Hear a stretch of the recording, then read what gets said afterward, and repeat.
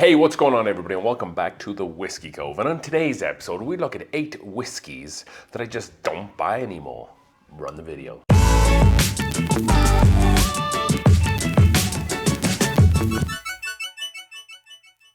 Alright then folks, thank you for joining us for another new and exciting episode here on the Whiskey Cove, where we will be looking at 8 whiskeys that when I see them at a store now, I just don't buy them for one reason or another. And the last 2 is kind of not like a bottle on its own, but more distilleries in general. And I'll explain a little bit of it further on. If you don't know, we're doing a awesome 10,000 subscriber giveaway where you can win some really fantastic whiskey bottles for absolutely nothing. Have to be a subscriber, and then after the video, go down below and then see how you sign up for your free ticket. With that being said, let's delve head first into today's video, shall we? So the first bottle shouldn't really come as much of a surprise. This is a bottle of whiskey that I would pick up quite consistently. It's an okay drinker, and it was good for competitions, good for giveaways and whatnot, and that is of course Blanton's. So I used to pick up Blanton's anytime I saw it, really, for MSRP, which was around $60 here, about 12 months, 18 months ago. However, that has changed drastically here now in Colorado. If you want to buy a bottle of Blanton's at MSRP here, you're going to cost $89.99. And I'm sorry, but that bottle of whiskey around $50, $60, that was fine, perfectly fine, very suitable for the price point. Like I said, it tasted pretty solid, good bottle, good story, perfect price point. But now $90 for this bottle of whiskey, it doesn't make sense for kind of right around 100%, 50% ABV, what is it, 46.5 or like 90, 91, 92 proof. It doesn't make any sense for it to be $90. It's a good bottle of whiskey, but you're better off finding some Buffalo Trace single barrel picks instead for around $30. Get that instead of getting the Blanton's. It's just not worth it at all. So that brings us to bottle number 2, a bottle from the Mikas Distillery. So this bottle of whiskey, I have never really liked. However, in the past I have bought one and I have picked one up as something maybe just to trade with other friends here who might not be able to find it. And that is Shanks by Mikas. Shanks is kind of, like I said, never really appealed to me. And now for the price point of $130, $140, that's crazy and pure insanity for this bottle of whiskey. It's $50 for me, right around that price point. If I found one for around $50, $100, I would probably pick it up. Of course, that's not going to happen because that MSRP has gone way off the charts and run right off the other side of the pier there. Like I said, some people do like Shanks. Personally, me, I prefer Bombergers. But even for $130, that's hard. I'm sitting on 2 or 3 Bombergers right now. The only Bombergers that I would buy for $130 is probably the PFG, just because I'm sitting on so many Bombergers. However, in the future, I could see myself buying more of them for around $130. But Shanks, I've already seen it a few times here in Colorado, and I've passed on it multiple different times. $130, that's just not gonna happen for me. Next up, and this is going to be bottle number 3. This is a group of bottles, if you like, and that is Willett Purple Tops. So there was a time when Willett Purple Tops were just basically like, wow, like Buffalo Trace's antique collection. When you saw one, you just had to buy one. But for me personally, I feel like the quality of the Purple Tops across the board has kind of gone so much more downhill. And it kind of started, I felt like, about 2 years ago when they released that 8-year wheated Purple Top, $330 or so. And it wasn't very good at all. It was really poor, truth be told. It drank super hot, grassy, grainy. It just was a terrible representation of what Purple Tops can be. Although it was like the black ball, it wasn't a true Purple Top in a way. However, that is, that's to get a big bottle out of Willett. So, if you're gonna put out a Purple Top, it has to be really good. And I've tried a couple since then as well. I've been pulling my teeth a little bit because it is very expensive. I had the opportunity to buy an 11-year, and that was going to cost me about $540 for an 11-year Willett Purple Top. And I'm sorry, that's wild, and people will still buy them just because it's traditionally a very difficult and tasty bottle.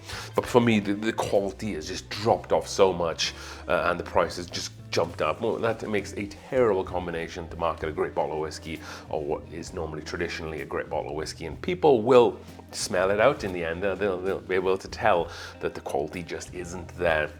The one that I have back here is a 9-year from about 3 years ago, 2-3 years ago, and it's fantastic. It's probably the best Willett I've ever had, and I've tried, like I said, multiple since then, and especially in the last year, not good at all. Really subpar compared to that bottle, and I paid $330 for that, for a 9-year bottle, which is still expensive, but I think if you were to buy the same bottle today, you're probably looking about $400 plus. That just doesn't make sense for me personally. That's because I will pass on Willett Purple Tops. I have passed on them. They're just too much money for what you're getting right now. I know folks are probably thinking I completely disagree with that statement, and yes, they are single barrels. However, as a whole, I feel like the quality has gone down there. Next up is going to be bottle number 4, and that is Elijah Craig Barrel Proofs. So this is a little bit different to maybe some of the other ones previously, in the sense that I don't feel that the quality has really gone down so much with these bottles. However, it has lost this 12-year age statement. Yes, we've had one bottle that was plus 12 years, and that was the C923. That was the first release. I believe that was the first release that dropped the 12-year age statement, and it was the one that was oldest, and it was probably the best of recent times. And since then, every single bottle has been sub 12 years. I believe that's right. So you get a less aged bottle of whiskey, and I feel like the ABV and the proof has just kind of tailed off a little bit on these bottles. If you think of like the C919, that was like 68% ABV. I have a B520 here, which is 64% ABV. The C920, which is 67% ABV. So it's not really pushing the envelope anymore on like the higher ABVs and the higher age statements. What Elijah Craig really needs to do to reignite maybe this series again, because I feel like they put so much out, 3 bottles a year, and then going back 2 years ago, they were doing picks, private barrels left, right, and center. So people kind of have been burnt out to them a little bit. So to kind of light a fire under the Elijah Craig belly, I would love to see a 13 or 12 year plus age statement with close to hazmat as you can get it. If they have any awesome barrels in there, I think get a hazmat 12-year age statement. People will be talking about this bottle and people will be going nuts for it. And I feel like that's what the Elijah Craig series really needs, as that kick up the butt, so to speak. Like I said, the quality hasn't really gone down in terms of how they taste. Maybe not as much oak presence there. The Elijah Craig barrel proof grenades that you can get from the distillery are excellent too. But I feel like I have so many Elijah Craig barrel proofs, and the older ones are just so much better than any of the new stuff that is coming out in these 3-a-year lineups. Bottle number 5 is a little bit of a fun one, and I have been burnt with this 2 or 3 times in the past. More recently, about a year ago, maybe, about a year ago. And the next bottle that I'm not buying anymore is any unknown bottle that a liquor store clerk recommends me. So a most recent one that I was recommended while I was shopping down in Denver, it wasn't too pricey, it was around $50, $60. I got talking to this clerk and he recommended this bottle. The only reason I probably still bought it is because it is bottled by a small distillery in my hometown here. It's sourced from Kentucky, but it's like bottled in a garage somewhere here. However, we took it back to the Whiskey Cove, we cracked it open, and it's just awful. It's terrible. And that has happened a few occasions before, where I've gone into a liquor store and I got talking to a clerk, and you know, the mood's good, you're talking whiskey, it seems to be a pretty good kind of conversation that you're having, and then the clerk will recommend a bottle, and then you kind of feel a little bit guilty about not taking their recommendation, so you end up buying it, you end up paying good hard money for it as well, you bring it back home, you crack it open, and it's just awful. So I'm definitely, anytime I go into a liquor store and a clerk will recommend a bottle of whiskey to me that I don't know much about, I'm not buying it, period. That is just not going to happen anymore. The worst people at doing that has to be Total Wine.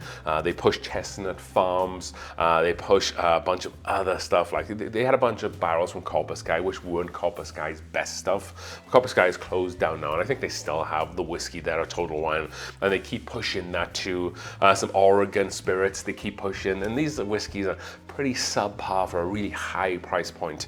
Like I said, Total Wine are the worst to try to push bad whiskey on people, because these whiskeys, they have a high markup on, and they can make a lot of profit. So when you go into Total Wine, you know, it's really speaking to whiskey connoisseurs, you're speaking to sales rep. So just remember that when you go in there.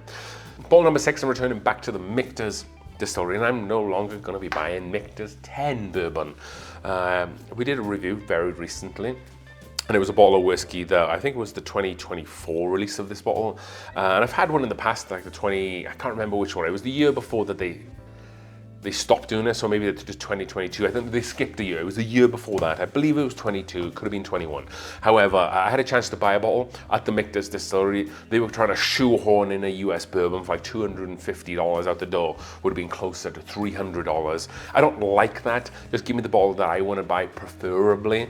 But it's like a $200 bottle of whiskey. Yes, it is Mikas 10, so it does carry quite a decent reputation, but you know, going back 4 or 5 years ago, yes, it was like half the price, and I don't want to sound too much like I'm complaining too much, and I don't mind spending money on whiskey.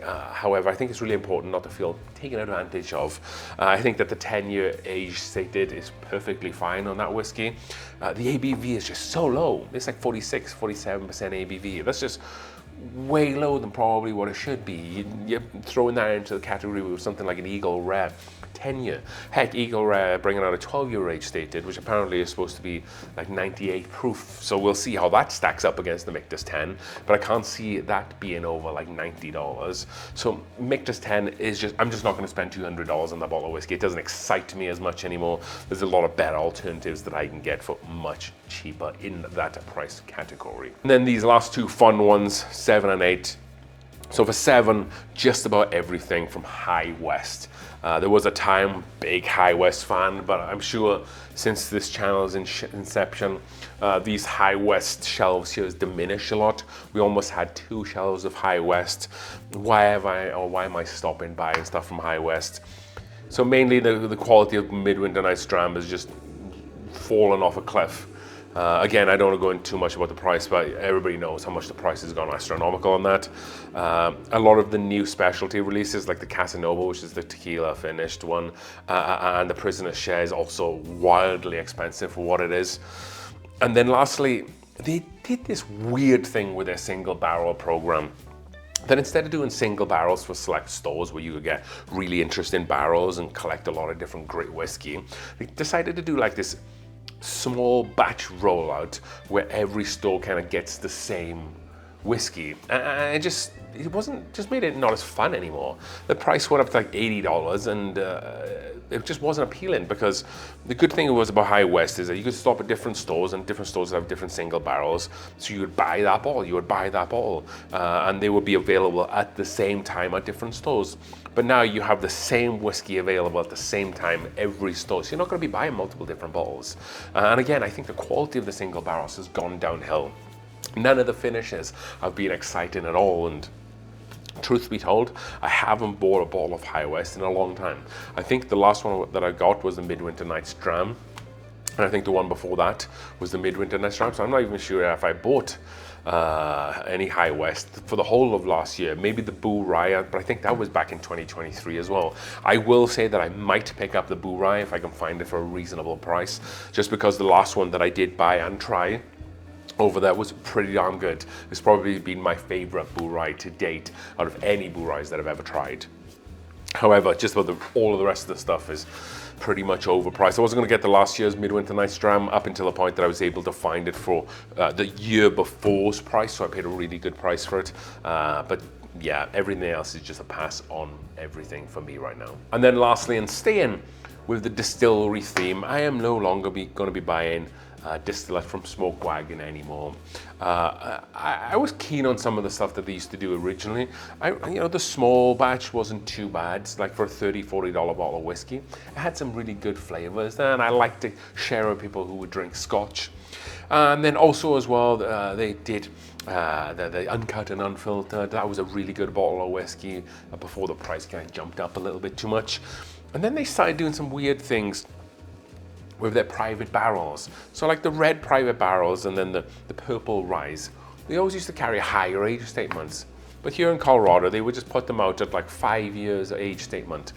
So basically you're just getting a 5-year single barrel MGP product that Smoke Wagon don't do anything to, because it's a single barrel, so they just get the barrel from MGP. They might say that it's aged in Las Vegas, but it's 5 years old. How long are they aging it for? And then they bottle it up, and then they ship it over to Colorado and sell it for like 120 bucks for a bottle. That doesn't make any sense. I feel like that's a little bit of a gouge on the customers. I feel like they flooded the market too much with all these single barrels at once, and the quality just wasn't there.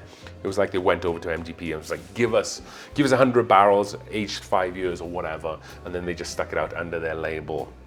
There was also an event here in Colorado that going to the event, you were supposed to, you'd buy a ticket, you'd get some cigars, and you'd also have the ability to get a special bottle of whiskey from Smoke Wagon.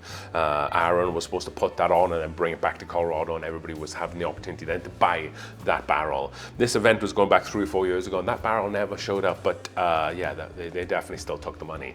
So I haven't bought anything from Smoke Wagon for a very long time. I will continue not to do that as well. It's a shame because that was a pretty decent brand at one point, pretty good whiskey, and they were doing some fun stuff, but then at some point they decided to chase the dollar signs instead. So hopefully you've learned maybe something from today's video. I felt like I maybe got a little bit ranty towards the end on prices and stuff. But when it comes to money, when it comes to the money that you're working for, you want to spend it wisely, and you want to feel like you get value for money. And in today's market, when everything's expensive, you kind of have to make some sacrifices.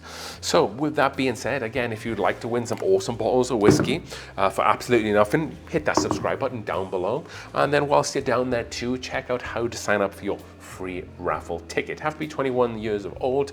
And as we drink through the world's whiskeys one glass at a time, cheers.